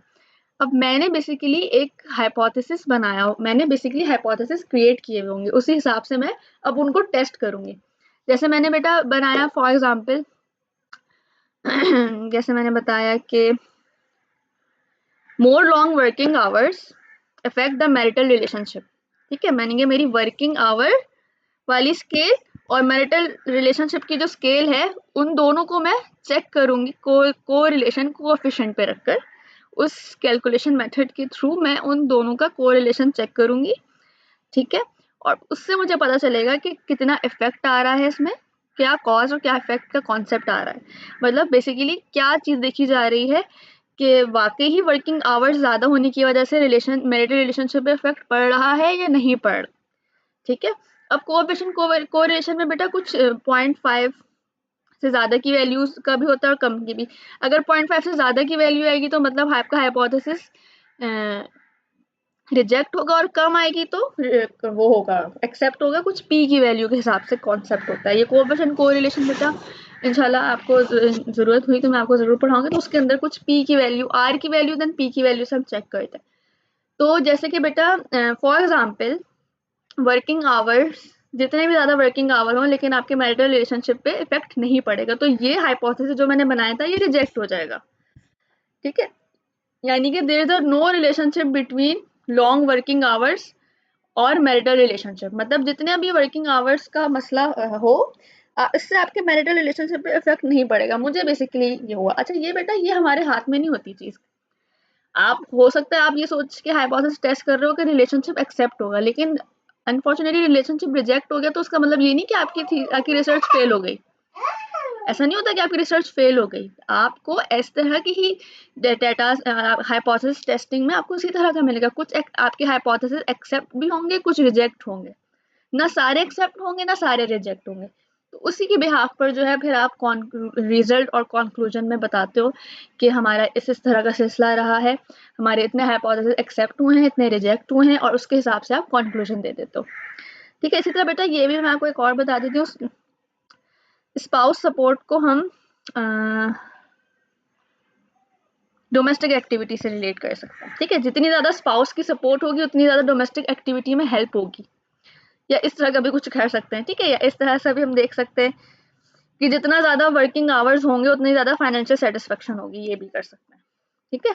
मोर long working hours is increase the higher the chances of financial satisfaction. मतलब जितनी ज़्यादा मैं वर्किंग आवर्स करूँगा या करूँगी सॉरी, तो उतना जो है मेरी फाइनेंशियल सेटिस्फेक्शन होगी, मेरी पे स्केल अच्छी होगी, मुझे जो है प्रमोशन के चांसेस बहुत ज़्यादा बढ़ जाएंगे। ये तमाम चीज़ें फाइनेंशियल सेटिस्फेक्शन के जो हमारा वो है बेटे स्टेटमेंट्स पे है। अब लोग, अब जो रिस्पोंडेंट है वो किस तरह से टिक कर रहे हैं, किस तरह से क्या चीज़ सोच रहे हैं, वो फिर उसको टेस्ट करने के बाद ये पता चलता है कि क्या रिजल्ट आए। मतलब more long working hours is better, higher the more long working hours higher the chance of financial satisfaction. मतलब जितनी ज़्यादा वर्किंग आवर्स होंगे मेरे, उतनी ज़्यादा मुझे फाइनेंशियल सेटिस्फेक्शन होगी। Less working hours lesser the chance of financial satisfaction. मतलब जितनी ज़्यादा वर्किंग आवर्स कम होंगे उतनी ही फाइनेंशियल सेटिस्फेक्शन कम हो जाएगी। मतलब काम कम है तो पैसे भी नहीं आ रहे, सेल्स आप नहीं कर रहे, सेल आपकी नहीं लग रही, तो फाइनेंस आपकी सेल्स का सिलसिला भी सेट नहीं हो रहा। मतलब कि जैसे अगर हम marketing and sales and marketing में जाएं तो क्या है, सेल्स नहीं आ रही, ठीक है, तो काम का बर्डन उस दिनों कम है। तो फिर ज़ाहिर है सेल जब नहीं आया, वो नहीं आ रही है, आपका काम नहीं चल रहा उस पर, तो वो ज़ाहिर है फाइनेंशियल सेटिस्फेक्शन भी कम होगी, पैसा नहीं आ रहा कंपनी के पास, उनकी जो जितनी फाइनेंशियल स्टेबिलिटी है वो उस टाइम पे डाउन हो जाएगी, राइट। तो जितने ज़्यादा वर्किंग आवर्स होंगे उतनी ज़्यादा फाइनेंशियल सेटिस्फेक्शन होगी, जितने ज़्यादा कम वर्किंग आवर्स होंगे उतनी ज़्यादा कम फाइनेंशियल सेटिस्फेक्शन होगी। तो बेटा that is the all concept of hypothesis testing. ठीक है बेटे, मेरा बेटा आई रियली होप कि आपको अच्छे से समझ में आ रहा होगा और मज़ा आ रहा होगा समझाने में। मैंने बेसिकली रिसेंटली अपना थीसिस कंप्लीट किया, तो मैं इस टॉपिक को मोस्टली अपनी थीसिस एक्सपीरियंस से के थ्रू, एग्जांपल्स के हेल्प के थ्रू मैं आपको समझाने की कोशिश करूँ। मतलब मेरा जो एक्सपीरियंस रह चुका है थीसिस का इस चैप्टर के अंदर, मैं उन थीसिस के एक्सपीरियंसेस से अपने इस चैप्टर के काफ़ी एग्जांपल्स को कवर अप कर रही हूँ। ठीक है, यानी कि जो मेरा एक्सपीरियंस रह चुका है थीसिस का, उसकी एग्जांपल्स के थ्रू मैं इनके कॉन्सेप्ट्स को क्लियर कर रही हूँ उस चैप्टर के। अब क्लियर हो गया होगा।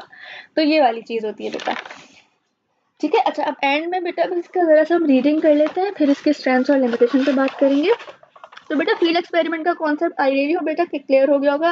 अगर कोई कॉन्सेप्ट अभी भी समझ में नहीं आया, या आपको या मेरे इस एक्सपीरियंस में कोई चीज़ मिस लग रही है, या आपके क्लियर नहीं हो पाई, तो आप मुझसे दोबारा पूछ सकते हो, ठीक है। मैं तमाम चीज़ों के हवाले से दोबारा बात कर लूँगी। अच्छा बेटा, the field experiments are more appropriate for sociological research because they are not conducting in a close control environment. It's very difficult to control all possible independent variables in the natural settings, which means that natural experiments tend to establish correlations rather than causality. However, the basic principles of the experiments are the same. Researchers use dependent and independent variables to test the hypothesis or answer a research question. ठीक है, यानी कि basically field experiments क्या है बेटा, ये close environment से हटके, ये विदाउट एनी क्लोज एनवायरनमेंट होती है। मतलब इसमें कोई, ये इसमें आप जो है वो एक्सपेरिमेंट जो है वो क्लोज एनवायरनमेंट में नहीं करते हो, आप एक ओपन एनवायरनमेंट में जाकर, फील्ड में जाके, नेचर में जाके, इस तरह की एक्सपेरिमेंट्स में आप इस काम करते हो। आप एक ओपन एनवायरनमेंट में जाके इस चीज़ को रिसर्च, इस पे एक्सपेरिमेंट करते हो, ठीक है। अच्छा बेटा, इसकी स्ट्रेंथ्स और लिमिटेशन पे अगर हम छोटी सी जल्दी से शॉर्ट सी बात कर लें। Laboratory experiments are easier to replicate than field experiments because the researchers has more control. So, because the researcher has more control both over both the research conditions and the variables being tested. Standardized research conditions give experiments a high level of reliability. Experiments can also create powerful, highly valid statements about behavior based on cause and effect relationship. Field experiments can be used to manipulate situations in the real world to understand the underlying reasons for everyday behavior. अच्छा बेटा, अब इसमें क्या है, एक similar condition में basically हम इसको देखते हैं कि स्ट्रेंथ्स में सबसे इंपॉर्टेंट चीज़ क्या है बेटा, कि एक सिमिलर कंडीशन में रिसर्च को बहुत सारे टाइम्स के लिए जो है किया जाता है, ताकि जिसमें ये फायदा होता है कि आंसर जब भी आप जितनी भी दफ़ा रिसर्च को करते जाओगे, आंसर आपका हमेशा सेम आएगा, ठीक है। यानी कि क्या है कि एक सिमिलर कंडीशन में रिसर्च को अगर बहुत दफ़ा किया भी जाए तो आंसर उसका हमेशा सेम आएगा। मैंने जो रिसर्च किया बेटा, मैं उसको किसी और पॉइंट ऑफ व्यू से कर लूँ, किसी दूसरे मेथड के थ्रू कर लूँ, मतलब मैं कोएफिशिएंट कोरिलेशन लगा लूँ, चाहे मैं काई स्क्वायर लगा लूँ, लेकिन बेसिकली मेरा आंसर जो है वो सेम ही आएगा। बार बार मैं टेस्ट करूँगी तब भी आंसर सेम आएगा, क्योंकि प्रॉब्लम वही है। आप उस पॉइंट से जाके देख रहे हो, प्रॉब्लम वही है। एक रास्ता है बेटा, ठीक है, उसमें गड्ढा है, गड्ढा हुआ है एक रास्ते में। अब मसला ये है कि हम उस रास्ते को काटना चाह रहे हैं, किसी तरह निकलना चाह रहे हैं उस प्रॉब्लम से, उस रास्ते से। अब मैंने कोई शॉर्टकट निकाला, मैंने ये देखा कि मतलब मैं किसी तरह निकल जाऊं उस रास्ते से। हमें ये पता चला कि कहीं रास्ता जो है वो खराब है, ठीक है, प्रॉब्लम है उस रास्ते में, हमने ले लिया शॉर्टकट। अब हम शॉर्टकट से होते हुए भी गए तो हमें वो ही खड्डे वाला रास्ता मिला।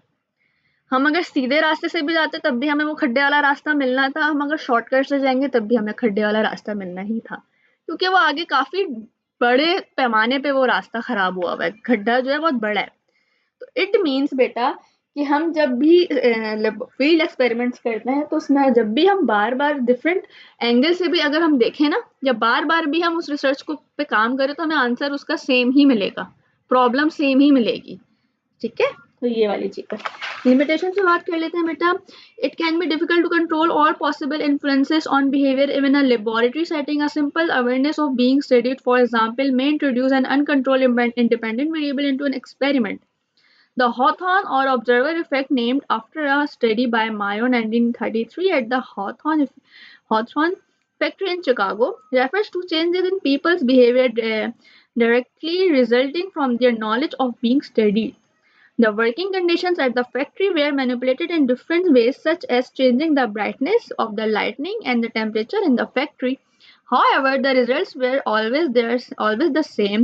The work rate of the workers increased because they knew they were being studied. अच्छा बेटा, अब लिमिटेशन इसकी क्या है कि अगर आप बेटा बेसिकली लेबोरेटरी एक्सपेरिमेंट्स करते हैं ना बेटा, तो उसमें क्या होता है कि हॉथॉर्न इफेक्ट आता है। ये वो इफेक्ट होता है बेटा जिसे हम ऑब्जर्वर इफेक्ट भी कहते हैं। यानी कि आपने एक चीज देखी, आपने एक चीज देख ली, तो ऑटोमेटिकली क्या होगा कि आपको पता चल जाएगा कि आपसे कंसेंट लिया गया है।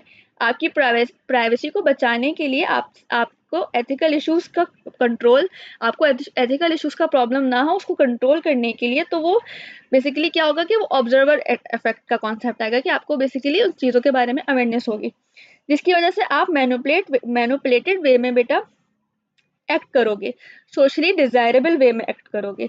बिहेवियर ऑब्जर्वर के हिसाब से चेंज होता जाता है बेटा, और फ्लक्चुएट भी हो रहा होता है। So that is the concept of laboratory and field experiment. ठीक है बेटा, मैं दोबारा इसको क्लियर करती हूँ कि लिमिटेशंस में बेटा अगर हम बेसिकली बात ये करें ना कि लेबोरेटरी एक्सपेरिमेंट और फील्ड एक्सपेरिमेंट के कॉन्सेप्ट के हवाले से, तो लेबोरेटरी में बेटा बेसिकली हॉथॉर्न इफेक्ट जो है यानी कि ऑब्जर्वर इफेक्ट यूज हो रहा होता है। ठीक है, यानी कि आपने एक चीज देख ली, आपने ऑटोमेटिकली क्या होगा कि आपको पता चल गया कि आपने कंसेंट लिया गया है, आपसे कंसेंट लिया गया है, या आपने कंसेंट लिया है आपकी प्राइवेसी को बचाने के लिए, एथिकल इश्यूज को कंट्रोल के लिए, तो वो बेसिकली वो ऑब्जर्वर इफेक्ट का कॉन्सेप्ट आ जाएगा, जिसकी वजह से आप एक मैन्युपुलेटेड वे में एक्ट करोगे, सोशली डिजायरेबल वे में एक्ट नहीं करोगे।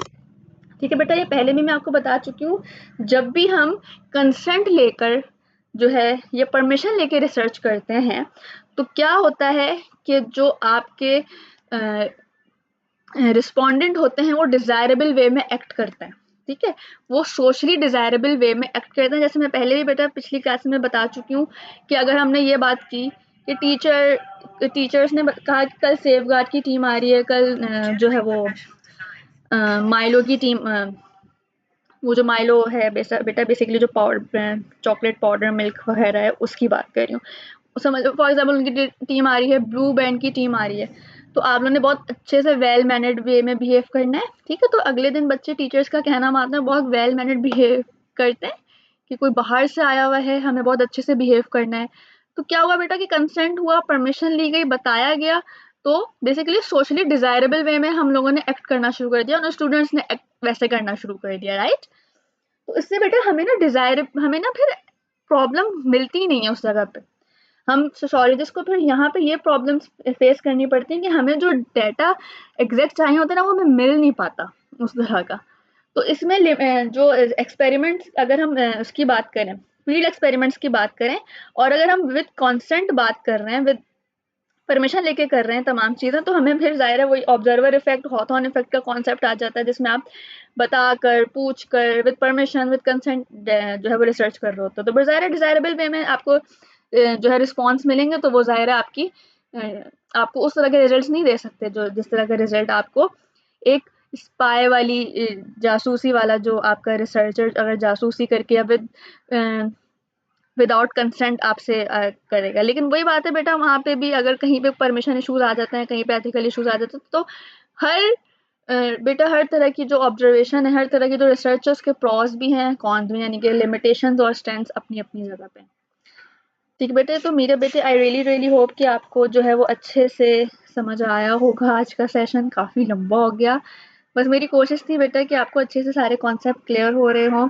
कोई चीज़ बेटा अगर समझ ना आई हो बुक से या सेशन के थ्रू, तो सेशन के दौरान तो प्लीज़ आप मुझसे पूछ सकती हो। और आई रियली होप कि आपको मेरे अदरवाइज ऑन द मतलब एक ब्रॉड पर्सपेक्टिव पे अगर देखें तो मेरे सेशंस आपको अच्छे लग रहे होंगे। और अब का मैं बेटा काइंडली आपके रिव्यूज़ का भी मैं वेट करूँगी कि आप मुझे ऑफिशियल इसका रिव्यू भी देना कि कैसा समझाया, क्या चीज़ है। ठीक है बेटा, तो अपना बहुत सारा ख्याल रखो, अपनी तबीयत का ख्याल रखो और जल्दी जल्दी से आप अच्छे से ठीक हो जाओ। फिर इंशाल्लाह आप सेशंस लो और मुझसे डिस्कस करो। मैं आपके काइंड रिव्यूज़ का इंतज़ार करूँगी। थैंक यू सो मच बेटे, टेक केयर, अल्लाह हाफिज़।